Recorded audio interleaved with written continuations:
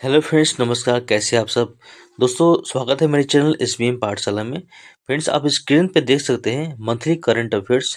ये जो current affairs है ये दिसंबर 2025 का है और ये जस्ट लास्ट मंथ की अपडेट है।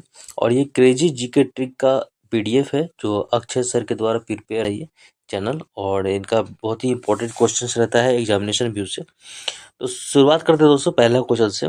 खालिदा जिया, जिनका दिसंबर 2025 में निधन हुआ, वह किस देश की पहली महिला प्रधानमंत्री थी? तो उसका आंसर है बांग्लादेश। ऑप्शन है खालिदा जिया, जो कि बांग्लादेश की पहली महिला प्रधानमंत्री थी, जिनका हाल ही में मृत्यु हो गया।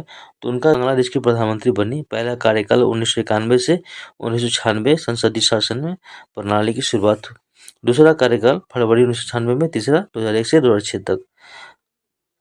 बांग्लादेश की जो राजधानी है वो ढाका है और वहाँ की मुद्रा जो है टका। पहली महिला प्रधानमंत्री खालिदा जिया और वर्तमान अंतरिम प्रधानमंत्री है मोहम्मद यूनुस। दूसरा क्वेश्चन है दोस्तों, भारत के किस त्योहार को यूनेस्को की अमूर्त सांस्कृतिक विरासत सूची में लिख किया गया है? तो उसका आंसर है दोस्तों दीपावली। यूनेस्को की अमूर्त सांस्कृतिक विरासत की सुरक्षा के लिए 20वीं अंतर सरकारी समिति का आयोजन 8 से 13 दिसंबर तक लाल किला नई दिल्ली में किया गया। इस बैठक में यूनेस्को ने दीपावली को अपनी मानवता की अमूर्त सांस्कृतिक विरासत सूची में शामिल कर लिया है। इससे पहले 2023 में गुजरात के गरबे को भी सूची में जोड़ा गया था। दीपावली की इस सूचना को क्यों शामिल किया गया है? यूनेस्को ने इसे ऐसी सांस्कृतिक परंपरा माना है जो कि सदियों से जीवित है। तीसरा क्वेश्चन है, कोपड़ा जलाशय को रामसर साइट घोषित किया गया। कोपड़ा जलाशय किस राज्य में स्थित है? तो इसका जो आंसर है छत्तीसगढ़। दिसंबर 2025 में सिलीसेड झील राजस्थान और कोपड़ा जलाशय छत्तीसगढ़ को रामसर साइट घोषित किया गया है। इन दोनों के रामसर साइट बनने के बाद अब भारत में कुल 96 रामसर साइट हो गई हैं। सिलीसेड झील जो कि अलवर जिला राजस्थान में है, क्षेत्रफल 7 वर्ग किलोमीटर। यह एक आर्टिफिशियल झील है, यानी कि कृत्रिम झील है। यह सरिस्का टाइगर रिजर्व के बफर जोन में स्थित है। इसे 1845 में अलवर के राजा महाराजा विनय सिंह ने बनवाया था। यहाँ पर 149 पक्षी प्रजातियां और 17 असंधारी प्रजातियां हैं। यह झील बर्ड वाचिंग पक्षियों को देखने के लिए प्रसिद्ध है। कोपरा जलाशय स्थान बिलासपुर के पास छत्तीसगढ़ में। यह एक जलाशय है जिसे मुख्य रूप से सिंचाई के लिए बनाया गया था। इसमें पानी बारिश और महानदी नदी से आता है। यहाँ पर 60 प्रवासी पक्षी प्रजातियां रहती हैं। चौथा क्वेश्चन पे, 14 दिसंबर 2025 को राष्ट्रपति द्रौपदी मुर्मू द्वारा भारतीय संविधान को किस लिपि में जारी किया गया है? बहुत ही इंपॉर्टेंट दोस्तों है ये क्वेश्चन। 25 दिसंबर 2025 को राष्ट्रपति द्रौपदी मुर्मू के द्वारा भारतीय संविधान को किस लिपि में जारी किया गया है? तो इस संथाली लिपि में।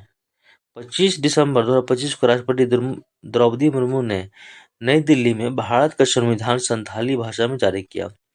यह संविधान ओल्ड चिकी लिपि में लिखा गया है, जो संथाली भाषा की पारंपरिक लिपि है। संथाली यह एक पुरानी जीवित आदिवासी भाषा है। झारखंड, उड़ीसा, पश्चिम बंगाल, बिहार, असम में बड़ी संख्या में लोग इसे अपनी मातृभाषा के रूप में बोलते हैं।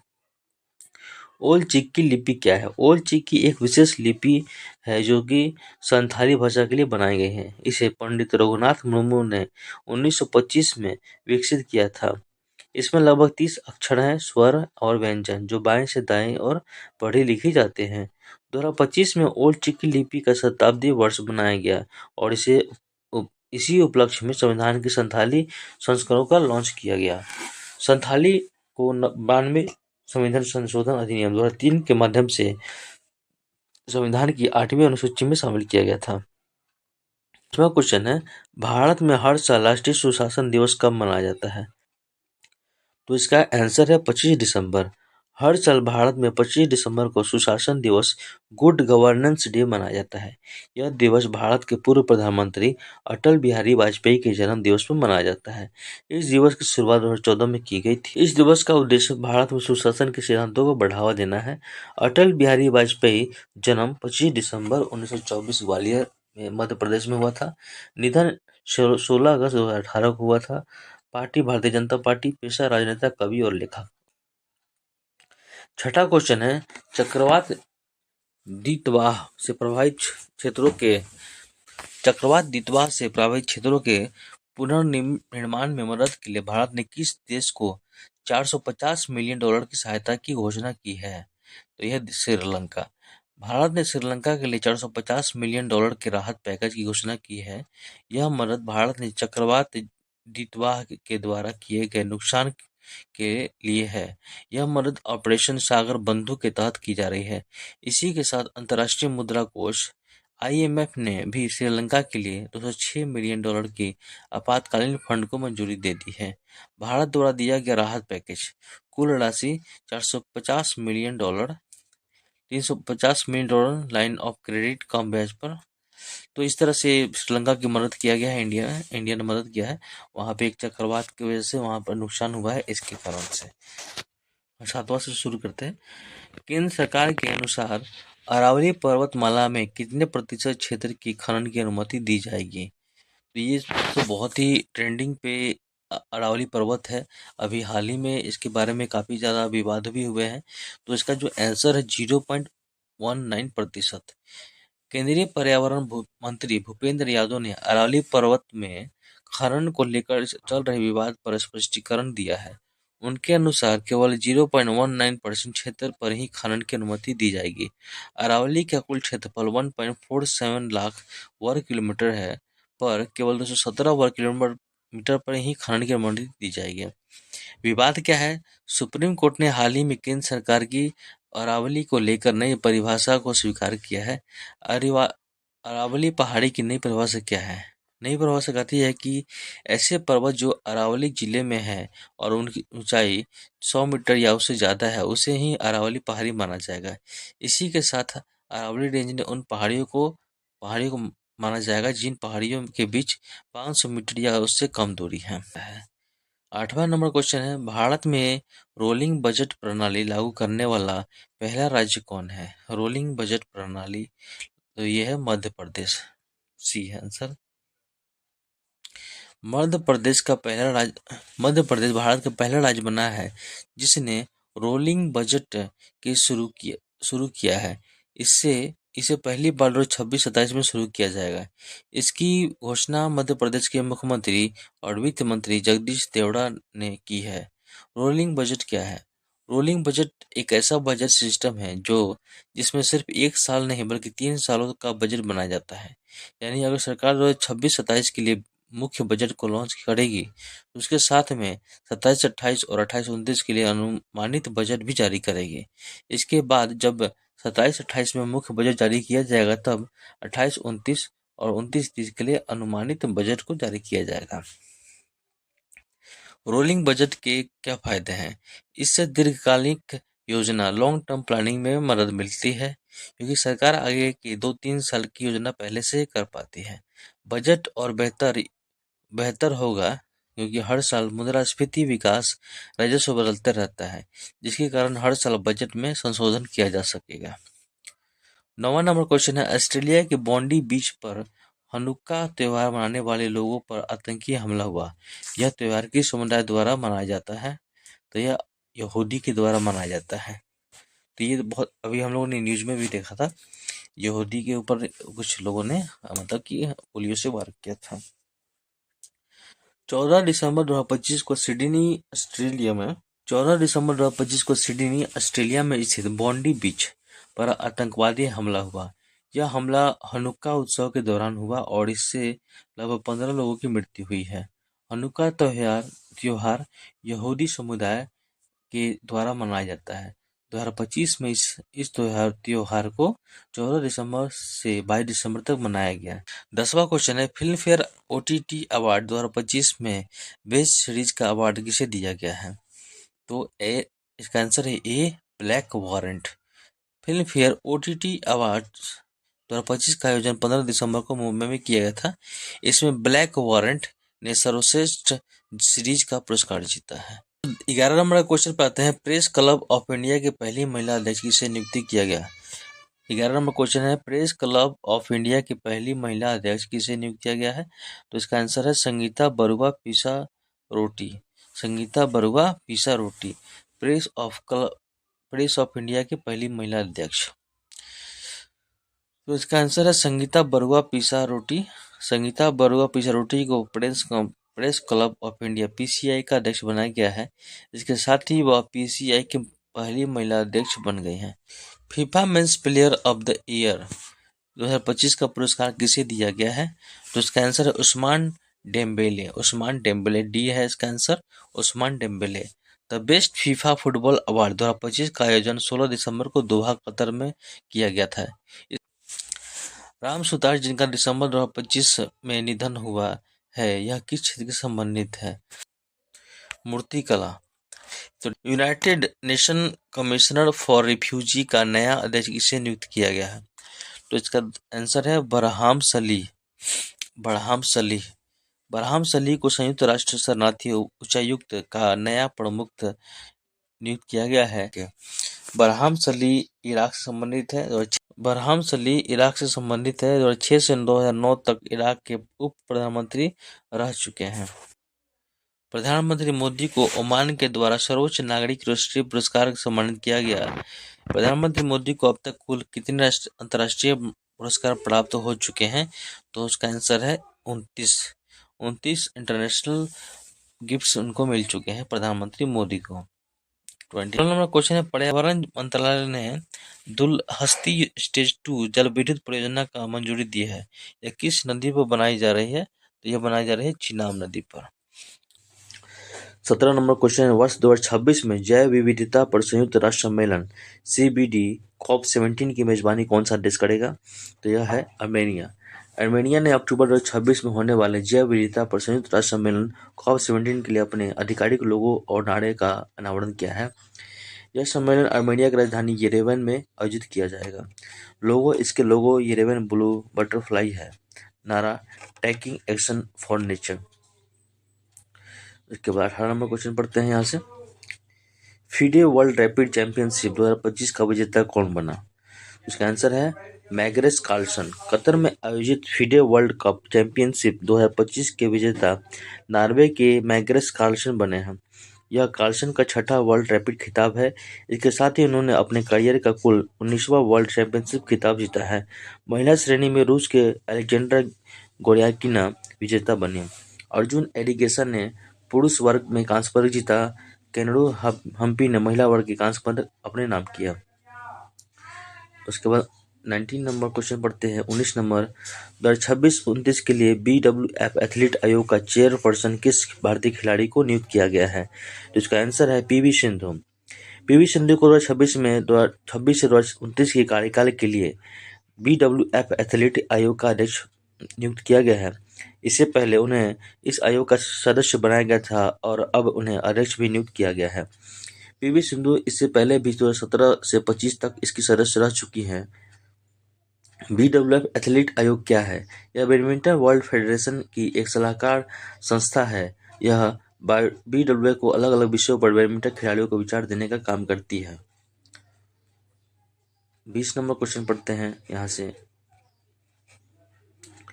द 11th आवर पुस्तक किसके द्वारा लिखी गई है? द 11th आवर पुस्तक सलमान रुश्दी के द्वारा लिखी गई है और ये किताबें 5 लघु कथाएं दी गई हैं। इसमें जीवन, मृत्यु, विरासत और पहचान जैसी विषयों पर बात की गई है। सलमान रुश्दी भारतीय मूल के उपन्यासकार हैं।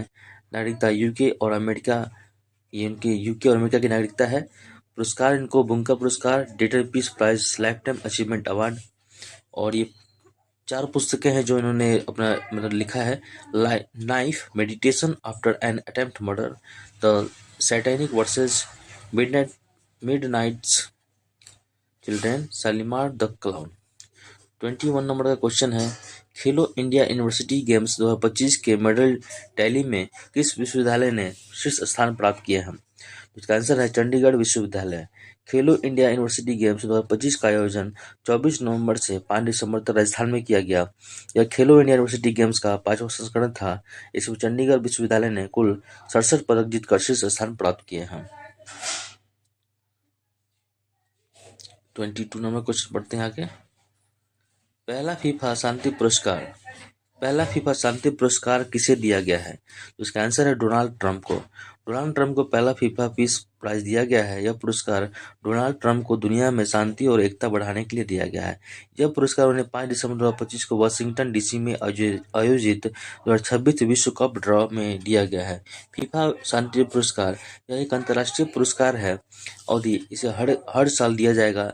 योग्यता: यह पुरस्कार शांति और एकता बढ़ाने वाले लोगों को दिया जाएगा। शुरुआत ये 2025 में ही हुआ है। प्रथम विजेता डोनाल्ड ट्रंप है। इस नंबर का क्वेश्चन है, चर्चित one nation one licence one payment किससे संबंधित है? तो यह आर्टिफिशियल इंटेलिजेंस और कॉपीराइट से संबंधित है। भारत सरकार ने दिसंबर 2025 में one nation one licence one payment नीति का प्रस्ताव दिया है। इसका उद्देश्य आर्टिफिशियल इंटेलिजेंस AI द्वारा कॉपीराइट कंटेंट के उपयोग को नियंत्रित करना है। यह कैसे काम करेगा? इसके तहत सरकार एक सेंट्रलाइज्ड लाइसेंस बॉडी बनाएगी। यह संस्था AI कंपनी को कॉपीराइट कंटेंट उपयोग करने का लाइसेंस देगी। सभी AI कंपनियां इस संस्थान को ही भुगतान करेगी। यह संस्थान सभी कॉपीराइट मालिकों को रॉयल्टी देगी। 24 नंबर क्वेश्चन है, जलवायु नेतृत्व के लिए UNEP champions of the earth 2025 किस भारतीय को दिया गया है? तो आंसर है सुप्रिया साहू।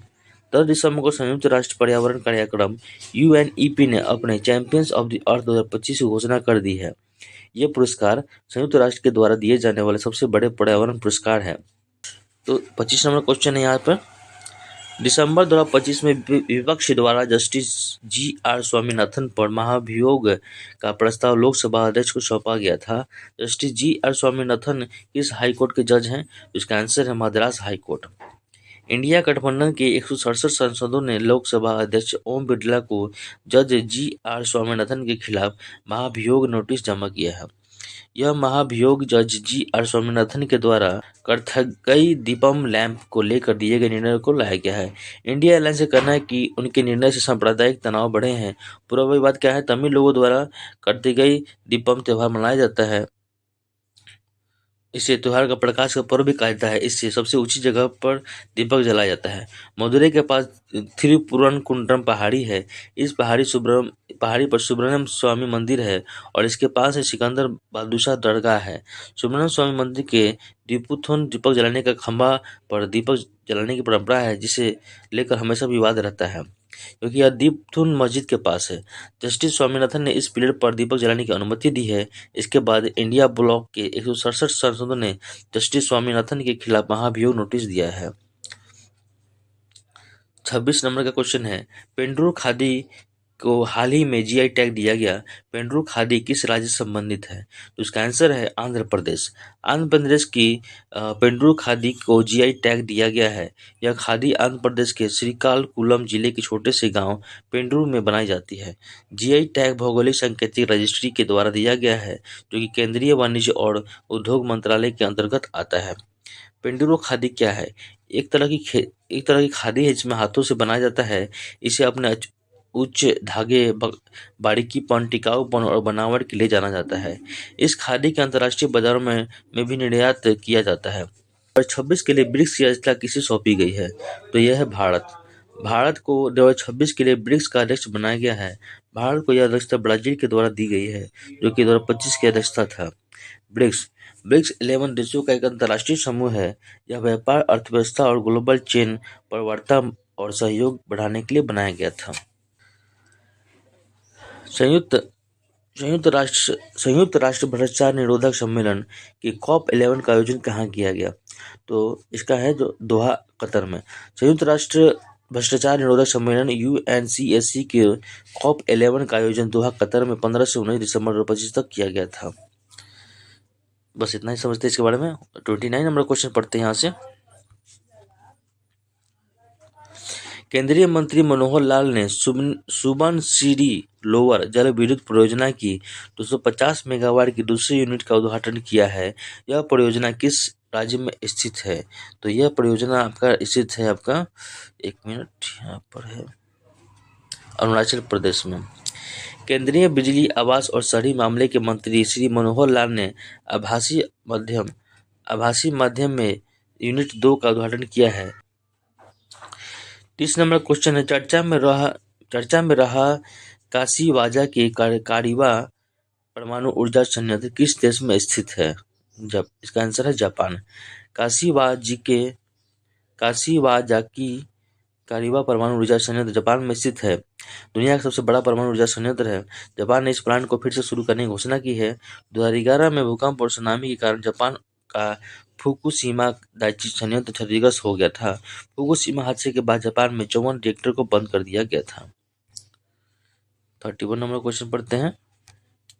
उड़ीसा की पहली महिला मुख्य सचिव का नाम क्या है? तो अनु गर्ग। अनु गर्ग को उड़ीसा का नया मुख्य सचिव बनाया गया है। अनु गर्ग उड़ीसा की पहली मुख्य सचिव है। उन्होंने मनोज आहूजा का स्थान लिया है, जो कि 31 दिसंबर को सेवानिवृत्त हो जाएंगे। 32 नंबर क्वेश्चन है। भारत के नए भूकंप जोन मैप के अनुसार अब भारत में कितने भूकंप जोन है? 5 नंबर। हाल ही में भारतीय मानक ब्यूरो BIS ने भूकंप डिजाइन कोड 2025 जारी किया है। भूकंप डिजाइन कोड के तहत ही नया भूकंप जोन मैप भी जारी किया गया है। इस नए नक्शे में एक नया जोन 6 जोड़ा गया है। इस जोन को जोड़ने के बाद अब कुल 5 जोन हो गए हैं। 33 नंबर क्वेश्चन है। भारत का पहला राष्ट्रीय कोरल रीफ रिसर्च सेंटर कहाँ बनाया जाएगा? तो इसका आंसर है अंडमान और निकोबार द्वीप समूह। भारत के पहले राष्ट्रीय कोरल रीफ अनुसंधान संस्थान को अंडमान और निकोबार द्वीप समूह पर बनाया जाएगा। इस केंद्र का काम भारत की कोरल रीफ की निगरानी और उन पर शोध करना है। 34 नंबर क्वेश्चन पढ़ते हैं। विश्व एड्स दिवस हर साल कब मनाया जाता है? तो ये 1 दिसंबर को मनाया जाता है। हर साल 1 दिसंबर को विश्व एड्स दिवस मनाया जाता है। इस दिवस को HIV एड्स के बारे में जागरूकता बढ़ाने के लिए मनाया जाता है। इस दिवस को WHO द्वारा 1998 में स्थापित किया था। 2025 का theme overcoming disruption transforming the AIDS response. 35 number question पढ़ते हैं। दिसंबर 2025 में RBI ने रेपो रेट को 25 बेसिस पॉइंट्स से कम किया है। नई रेपो रेट क्या है? तो नई रेपो रेट है 5.25%। भारतीय रिजर्व बैंक ने रेपो रेट को 25 बेसिस पॉइंट्स 0.25% से कम किया है। इसके बाद अब रेपो रेट 5.25% हो गया है। RBI ने रेपो रेट क्यों कम किया? थोड़ा सा पढ़ लेते हैं इसके बारे में, क्योंकि थोड़ा सा जरूरी है। RBI कहना है कि भारत में खुदरा मुद्रास्फीति इसी बहुत कम है, 0.2% हो गई है। इसी कारण इस रेपो रेट को कम किया गया है। इसके अलावा यह निर्णय भारत में विकास को बढ़ाने और तरलता को बढ़ाने के लिए भी लिया गया है। रेपो रेट क्या है? रेपो रेट वह ब्याज दर है जिस पर भारत का केंद्रीय बैंक दूसरे बैंक को अल्पकालिक पैसा उधार देता है, यानी शॉर्ट टर्म के लिए पैसा उधार देता है। ठीक है। 36 नंबर का क्वेश्चन है। संसद के पास किए गए शांति बिल का मुख्य उद्देश्य क्या है? संसद में पास किए गए शांति बिल का मुख्य उद्देश्य क्या है? परमाणु ऊर्जा संयंत्र को क्वेश्चन का आंसर है परमाणु ऊर्जा क्षेत्र को निजी भागीदारी के लिए खोलना। 2025 में शांति बिल को संसद में पास किया गया। इस बिल को sustained harnessing of advance of nuclear energy for transforming India bill नाम दिया गया है। इस बिल का उद्देश्य भारत के में परमाणु ऊर्जा को बढ़ाना और इस क्षेत्र को सुरक्षित और आधुनिक बनाना है। 37 नंबर क्वेश्चन है। राष्ट्रीय पाक शैली के लिए अमूर्त सांस्कृतिक विरासत सूची में शामिल होने वाला दुनिया का पहला देश कौन बना है? तो यह है इटली। इटली ने यूनेस्को के पूरे राष्ट्रीय व्यंजन को अमूर्त सांस्कृतिक विरासत सूची में शामिल किया है। इसके बाद इटली दुनिया का पहला देश बन गया है जिसके पूरे राष्ट्रीय व्यंजन को ही इस सूची में शामिल किया गया है। यह महत्वपूर्ण क्यों है? अब तक यूनेस्को किसी देश के राज्य या क्षेत्र के व्यंजन को ही अपनी इस सूची में शामिल करता था। अब पहली बार किसी एक पूरे देश के व्यंजन को इस सूची में शामिल किया गया है। इटालियन कुकिंग को इसमें क्यों जोड़ा गया है? इटालियन का खाना पकाने की प्रथा दुनिया में सर्वश्रेष्ठ माना जाता है। इसमें मौसमी स्थानीय उगे हुए फल, सब्जी और मसालों का उपयोग किया जाता है। Italian cooking. दोस्तों 38 नंबर क्वेश्चन है। चिली देश का नया राष्ट्रपति किसे चुना गया है? तो यह है answer Jose Antonio Kast. 39 number question 39 number. भारत का नया मुख्य सूचना आयोग CIC किसे नियुक्त किया गया है? तो इसका आंसर है राजकुमार गोयल। राजकुमार गोयल को भारत का 13वां मुख्य सूचना आयुक्त बनाया गया है। उन्होंने हीरा लाल समारिया का स्थान लिया है, जिनका कार्यकाल 13 सितंबर को खत्म हो गया था। राजकुमार गोयल उत्तर प्रदेश से संबंधित है। बैच के 1990 बैच के सेवानिवृत्त IAS अधिकारी हैं। इससे पहले वह न्याय विभाग और गृह मंत्रालय में सचिव पद पर रह चुके हैं। केंद्रीय सूचना आयोग यह एक वैधानिक निकाय है। इस सूचना का अधिकार अधिनियम 2005 की धारा 12 के तहत बनाया गया था। 40 नंबर क्वेश्चन है, एक्सरसाइज ए कथा किन दो देशों के बीच आयोजित की जाती है? तो ये भारत और मालदीव। अभ्यास एक कथा 2025 का आयोजन दिसंबर 2025 में मालदीव में किया गया था। यह भारत और मालदीव के बीच एक द्विपक्षीय अभ्यास है। 2025 में इसके 8वें संस्करण का आयोजन किया गया है। नौसेना स्टाफ के उप प्रमुख तरुण सोबती ने इसका समारोह में हिस्सा लिया था। 41 नंबर क्वेश्चन है, विनोद कुमार शुक्ल का निधन हो गया। विनोद कुमार शुक्ल किस क्षेत्र से संबंधित है? तो यह है हिंदी साहित्य से। विनोद कुमार शुक्ल का 88 साल की उम्र में निधन हो गया। विनोद कुमार शुक्ल एक भारतीय कवि और लेखक थे। भारत का पहला megawatt scale hydrokinetic power project कहाँ बना गया है? तो इसका आंसर है पंजाब। भारत का पहला megawatt scale hydrokinetic power project Punjab की नांगल हाइडल नहर में बनाया गया है। इस प्रोजेक्ट का नाम नांगल कैनाल प्रोजेक्ट है और जल्द ही भाखड़ा ब्यास मैनेजमेंट बोर्ड इसे चालू करेगा। इस विश्व में प्रसिद्ध धनु यात्रा महोत्सव भारत के किस राज्य में मनाया जाता है? तो आंसर है उड़ीसा। क्वेश्चन है, DRDO ने आकाश NG मिसाइल सिस्टम का सफल परीक्षण किया है। यह किस प्रकार की मिसाइल है? तो यह सतह से हवा में मार करने वाली मिसाइल है। रक्षा अनुसंधान और विकास संगठन ने आकाश NG मिसाइल सिस्टम के उपयोगकर्ता परीक्षण सफलतापूर्वक पूरे किए हैं। 45 नंबर क्वेश्चन पढ़ते हैं। अयोध्या में भगवान राम की 800 किलोग्राम वजनी पेंटिंग को बेंगलुरु से डाक विभाग द्वारा लाया गया है। यह पेंटिंग किस शैली में बनी है? तो यह तंजावुर शैली में बनी हुई है। अयोध्या में भगवान राम की 800 किलोग्राम वजनी पेंटिंग को बेंगलुरु से डाक विभाग द्वारा लाया गया है। इस पेंटिंग को पोस्टल सेवा के जरिए 1900 किलोमीटर की यात्रा करके अयोध्या तक लाया गया है। यह 12 फीट लंबी और 8 फीट चौड़ी भगवान राम की पेंटिंग है जो तंजावुर शैली में बनाई गई है। 46 नंबर का क्वेश्चन है, भारतीय तटरक्षक बल ने भारत की पहली स्वदेशी रूप से डिजाइन की गई प्रदूषण नियंत्रण पोत को कमीशन किया है। इस जहाज का नाम क्या है? तो इसका नाम है समुद्र प्रताप। भारत के पहले स्वदेशी रूप से डिजाइन किए गए प्रदूषण नियंत्रण पोत का नाम समुद्र प्रताप है। इसे भारतीय तटरक्षक बल ICG ने 23 दिसंबर को कमीशन कर लिया है। भारत ने दूसरे प्रदूषण नियंत्रण पोत समुद्र प्रचेत को भी बना लिया है। महिला प्रीमियर लीग की सबसे महंगी खिलाड़ी कौन बनी है? महिला प्रीमियर लीग की सबसे महंगी खिलाड़ी बनी है दीप्ति शर्मा। दीप्ति शर्मा पहली महिला सबसे महंगी खिलाड़ी बन गई हैं। दीप्ति शर्मा को यूपी वॉरियर्स टीम ने 3.20 करोड़ में खरीदा है। 48 नंबर क्वेश्चन है, 1 दिसंबर को कौन सा राज्य अपने राज्य दिवस मनाता है? तो नागालैंड जो है 1 दिसंबर को अपना राज्य दिवस मनाता है, राज्य स्थापना दिवस। 2025 में नागालैंड ने अपना 63वां स्थापना दिवस मनाया। नागालैंड भारत में कैसे जुड़ा? थोड़ा सा रिकैप पढ़ लेते हैं। 1832 में अंग्रेजों ने नागा हिल्स को असम में जोड़ा था। इसके बाद 1957 में नागा क्षेत्रों को मिलाकर Naga hills to Tuensang area जिला बनाया गया। इसी समय पर नागा नेशनल काउंसिल ने नागालैंड को स्वतंत्र स्वायत्तता दिलाने की मांग शुरू कर दी। 1962 में स्टेट ऑफ नागालैंड एक्ट 1962 को पास किया गया, जिसके तहत नागालैंड को राज्य बनाए जाने की घोषणा की गई। 1 दिसंबर 1963 में आधिकारिक तौर पर नागालैंड को राज्य का दर्जा दिया गया। 14 नंबर क्वेश्चन है, भारत और मालदीव के बीच सैन्य अभ्यास इक्वेरियन के 14वें संस्करण का आयोजन कहाँ किया गया? तो इसका आंसर है केरल। अभ्यास इक्वेरियन भारत और मालदीव के बीच एक द्विपक्षीय सैन्य अभ्यास है। 2025 में इसके 14वें संस्करण का आयोजन 2 से 15 दिसंबर तक तिरुवनंतपुरम में किया गया। इस अभ्यास का उद्देश्य दोनों देशों के बीच सैन्य सहयोग को बढ़ाना है। 5 नंबर क्वेश्चन है, 18वीं बिहार विधानसभा में चुने गए स्पीकर प्रेम कुमार किस सीट के विधायक हैं?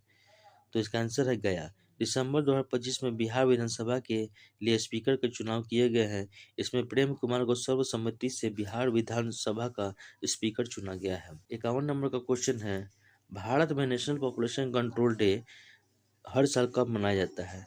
इसका आंसर है 2 दिसंबर।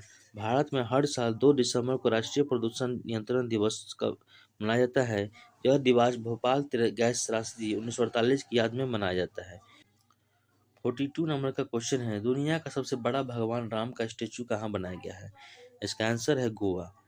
पीएम मोदी ने दुनिया की सबसे बड़ी भगवान राम की प्रतिमा का उद्घाटन किया है। इस प्रतिमा का ऊंचाई 77 फीट है और इसे श्री संस्थान गोकर्ण जीवोत्तम मठ गोवा में बनाया गया है। इस प्रतिमा को राम सुतार ने बनाया, जिन्होंने गुजरात का स्टैच्यू ऑफ यूनिटी और असम के स्टैच्यू ऑफ वेलेड को भी डिजाइन किया है। 53 नंबर का क्वेश्चन है, सुल्तान अल्जान शाह कब भारत ने कौन सा पदक जीता है? रजत। 2025 सुल्तान अल्जान शाह कप का आयोजन 23 से 30 नवंबर तक मलेशिया में किया गया था। Question number 54, 2025 world athlete of the year किसे बनाया गया है? इसका आंसर है आर्म्ड डुप्लांटिस और सिडनी मैकलॉगलिन लेवरन। वर्ल्ड एथलेटिक्स ने वर्ल्ड एथलेटिक्स अवार्ड 2025 जारी किए हैं। इन पुरस्कारों में कई सारी श्रेणियों में पुरस्कार दिए जाते हैं।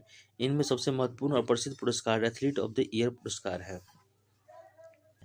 पंजाब नेशनल बैंक ने अपना पहला महिला ब्रांड एम्बेसडर किसे बनाया है? तो इसका आंसर है हरमनप्रीत कौर। नेशनल बैंक ने हरमनप्रीत कौर को अपना नया ब्रांड एम्बेसडर बनाया है। इसके बाद हरमनप्रीत कौर पंजाब नेशनल बैंक की पहली महिला ब्रांड एम्बेसडर बन गई है। 56 नंबर का क्वेश्चन है, SIPRI top 100 global arms producing company 2024 की सूची में भारत के लिए सबसे उच्च रैंक किस कंपनी को हासिल की है? तो इसका आंसर है हिंदुस्तान एरोनॉटिक्स लिमिटेड। सिपरी ने अपनी top 100 global arms producing company 2024 में सूची जारी कर दी है। इस सूची में दुनिया के हथियार निर्माण और सैन्य सेवाएं देने वाली कंपनियों को रैंक किया जाता है। इसमें भारत की 3 कंपनियों ने टॉप 100 में जगह बनाई है। भारत की कंपनियों की ranking Hindustan aeronautics rank 44। 57 number question है, भारत ने दिसंबर 2025 में रेलोस एग्रीमेंट किस देश के साथ किया है? इसका आंसर है रूस। रूस ने भारत के साथ किए गए reciprocal exchange of logistic agreement समझौते को मंजूरी दे दी है। रिलॉस समझौता क्या है?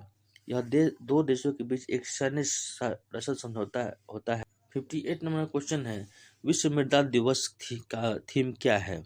विश्व मृदा दिवस 2025 की थीम क्या है? उसका आंसर है healthy soil for healthy cities. हर साल 5 दिसंबर को विश्व मृदा दिवस मनाया जाता है। इस दिवस का मुख्य उद्देश्य मनुष्य के लिए मिट्टी के महत्व को बताना और मृदा अपरदन को कम करना। इस दिवस की स्थापना संयुक्त राष्ट्र के द्वारा 2013 में की गई थी। इसे पहली बार 5 दिसंबर 2014 में मनाया गया था। 2025 का थीम क्या है? तो यह है स्वस्थ शहरों के लिए स्वस्थ मिट्टी। 59 नंबर क्वेश्चन है, किस संस्था ने यूपीआई के विश्व का सबसे बड़ा खुदरा फास्ट पेमेंट सिस्टम घोषित किया है? तो इसका आंसर है IMF। अंतर्राष्ट्रीय मुद्रा कोष IMF ने यूपीआई को दुनिया का सबसे बड़ा खुदरा फास्ट पेमेंट सिस्टम घोषित किया गया है। इसकी घोषणा IMF ने अपनी report growing retail digital payment में की है। दुनिया में जितने भी रियल टाइम पेमेंट होते हैं उनमें से लगभग आधे 49% भारत की यूपीआई से होते हैं। यूनिफाइड पेमेंट्स इंटरफेस क्या है? यह भारत का एक भुगतान तंत्र है। विकासकर्ता भारतीय राष्ट्रीय भुगतान निगम NPCI। लॉन्च अप्रैल 2016 पायलट प्रोजेक्ट के रूप में। लॉन्च करता RBI के पूर्व governor Raghuram Rajan. 60 number question पढ़ते हैं, किस राज्य को नीति आयोग द्वारा ginger capital of India Bharat की अदरक राजधानी घोषित किया गया है? तो इसका आंसर है मिजोरम। 2025 में मिजोरम को भारत का जिंजर कैपिटल घोषित किया गया था। यह घोषणा नीति आयोग द्वारा की गई है। मिजोरम का यह टैग उच्च गुणवत्ता और जैविक अदरक के उत्पादन बढ़ाने के लिए दिया गया है। भारत में सबसे ज्यादा अदरक का उत्पादन मध्य प्रदेश करता है, पर उच्च गुणवत्ता और जैविक उत्पादन के कारण यह टैग मिजोरम को दिया गया है। 62 नंबर क्वेश्चन है, दुनिया के सबसे ऊंचे वॉर मेमोरियल युद्ध स्मारक का उद्घाटन कहाँ किया गया है? इसका आंसर है लद्दाख। 8 दिसंबर को रक्षा मंत्री राजनाथ सिंह ने गलवान युद्ध स्मारक का उद्घाटन किया है। यह दुनिया का सबसे ऊंचा स्मारक जो कि 14,500 फीट की ऊंचाई पर लेह लद्दाख में बनाया गया है। यह युद्ध स्मारक 2020 में हुए गलवान संघर्ष के शहीदों के सम्मान देने के लिए बनाया गया है। गलवान युद्ध स्मारक, इसमें बीच में एक त्रिभुज आकार का ढांचा है जो कि ऊर्जा और पहाड़ को दर्शाता है। इस ढांचे के चारों तरफ 20 सैनिकों की कांस्य प्रतिमाएं हैं जो कि गलवान संघर्ष में शहीद हुए थे। 63 नंबर का क्वेश्चन है, टाइम्स द्वारा 2025 CEO ऑफ द ईयर से किसे सम्मानित किया गया है? तो इसका आंसर है नील मोहन। टाइम्स पत्रिका ने 2025 सीईओ ऑफ द ईयर का पुरस्कार नील मोहन को दिया है। नील मोहन यूट्यूब के सीईओ है। नील मोहन भारतीय मूल के अमेरिकी हैं। 2023 से यूट्यूब के सीईओ हैं। Time CEO of the year यह एक अंतर्राष्ट्रीय पुरस्कार है जो इसे टाइम पत्रिका के द्वारा दिया जाता है। इसे दुनिया के सर्वश्रेष्ठ सीईओ को दिया जाता है। अवधि: यह पुरस्कार हर साल दिया जाता है। टाइम पत्रिका एक अमेरिकी समाचार पत्रिका है जो कि 3 मार्च 1923 को शुरुआत हुई थी और इसका मुख्यालय न्यूयॉर्क, अमेरिका में है। 64 नंबर का क्वेश्चन है, ISSF वर्ल्ड कप 2025 की समग्र मेडल टैली में भारत की क्या रैंक है? उसका आंसर है दूसरी रैंक है। ISSF वर्ल्ड कप 2025 की फाइनल का आयोजन 4 से 9 दिसंबर तक दोहा, कतर में किया गया था। इस फाइनल में भारत ने 6 पदक जीते हैं, जिसमें 2 स्वर्ण, 3 रजत और 1 कांस्य शामिल है। 65 नंबर क्वेश्चन है, आर्टन कैपिटल द्वारा जारी पासपोर्ट इंडेक्स 2025 में भारत की क्या रैंक है? आर्टन कैपिटल द्वारा जारी पासपोर्ट इंडेक्स 2025 में भारत की क्या रैंक है? उसका रैंक है 67। आर्टन कैपिटल ने अपना पासपोर्ट इंडेक्स 2025 जारी किया है। इस इंडेक्स में दुनिया के सबसे शक्तिशाली पासपोर्ट को रैंक किया जाता है। इसमें भारत ने 67वीं रैंक हासिल की है। 66 नंबर का क्वेश्चन है, स्क्वैश वर्ल्ड कप 2025 का विजेता कौन बना है? उसका आंसर है भारत। 2025 स्क्वैश वर्ल्ड कप आयोजन 9 से 14 दिसंबर तक चेन्नई, तमिलनाडु में किया गया। इसमें भारत ने हांगकांग को फाइनल में 3-0 से हराकर इसे अपना नाम कर लिया। इसके बाद भारत इसे जीतने वाला पहला एशियाई देश बन गया है। 67 नंबर क्वेश्चन है, ISO प्रमाणन प्राप्त करने वाला भारत का पहला राज्य शिक्षा बोर्ड कौन बना है? तो इसका आंसर है BSAB, बिहार विद्यालय परीक्षा समिति। बिहार विद्यालय परीक्षा समिति भारत का पहला राज्य शिक्षा बोर्ड बना है जिसे ISO प्रमाणन की मिला है। BSAB को यह ISO प्रमाणन कक्षा 10 और कक्षा 12 के परिणामों को बेहतर और प्रभावी ढंग से घोषित करने के लिए दिया गया है।